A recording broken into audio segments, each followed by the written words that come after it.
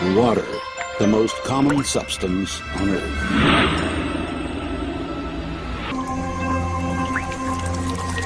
Every one of water's properties is unique, and they do not easily fit into the generally accepted laws of physics. Science has not yet been able to answer the question of why water is the only substance on the planet that can exist in three states: liquid, solid, and gaseous. Why does water have the highest surface tension of all liquids? Why is it the most powerful solvent on Earth? And how, in defiance of the Earth's gravity, is water able to rise through the trunks of gigantic trees against tens of atmospheres of pressure?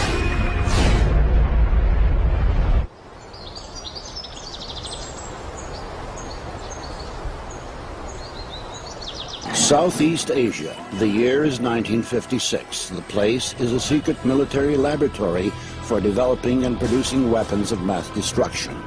Work has been underway here for several years on a powerful new generation of bacteriological weapons. The scientists are discussing what properties this weapon should have at one of their protracted secret meetings. Suddenly, the session breaks off. All of the participants are taken to the hospital with symptoms of severe food poisoning. An investigation into what happened quickly hits a dead end. The scientists had consumed nothing except water from the carafes on their tables. The water was tested. No harmful additives were found. Its chemical composition was H2O. That's what the report said. Poisoning caused by ordinary water. 20 years later, a fantastic hypothesis was put forward, a hypothesis that could explain water's unpredictable behavior. Water has memory. Experiments done in many countries around the world have shown that water receives and makes an imprint of any outside influence, remembering everything that occurs in the space that surrounds it.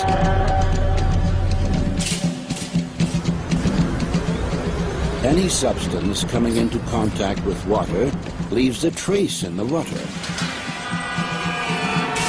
Had our ancestors guessed this when they used silver vessels to turn ordinary water into healing water?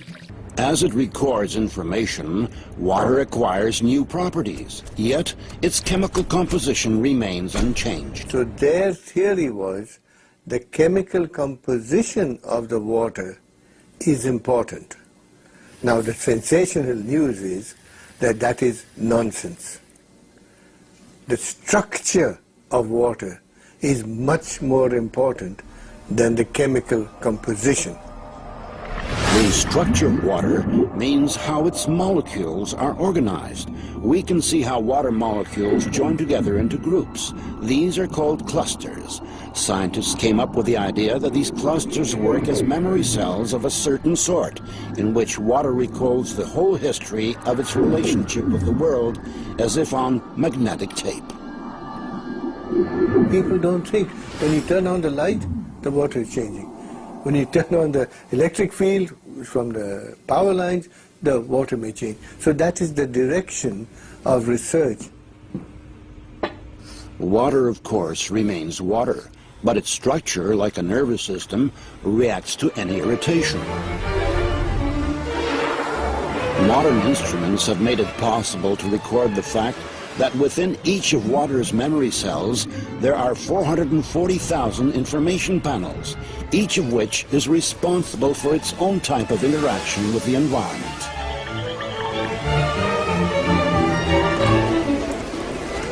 If you consider a cluster as a group of specific molecules, then it can survive only a short amount of time.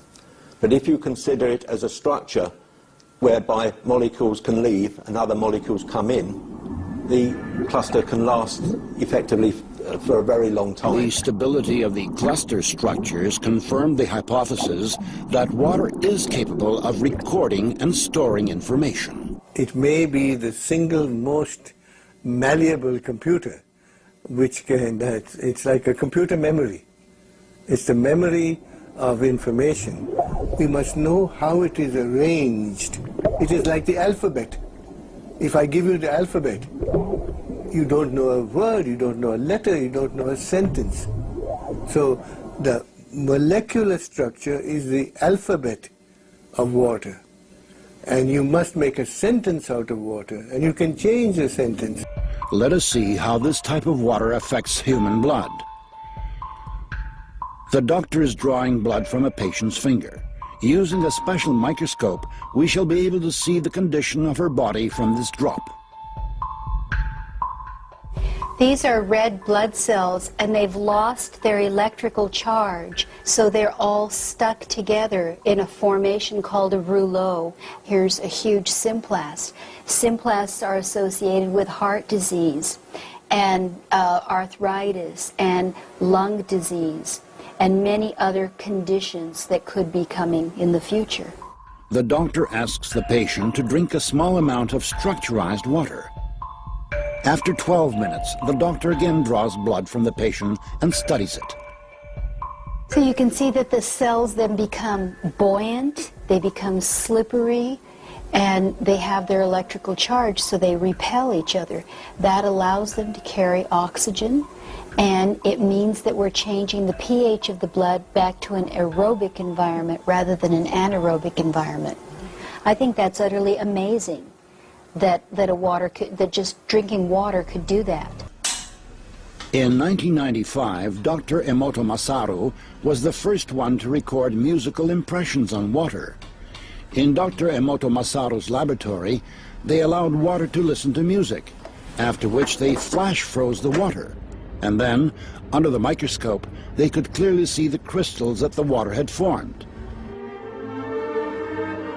Here's what the music of Bach looks like.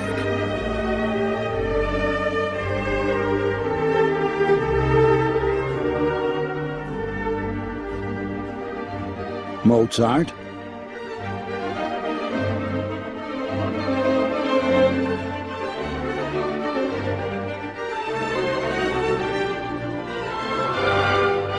Beethoven.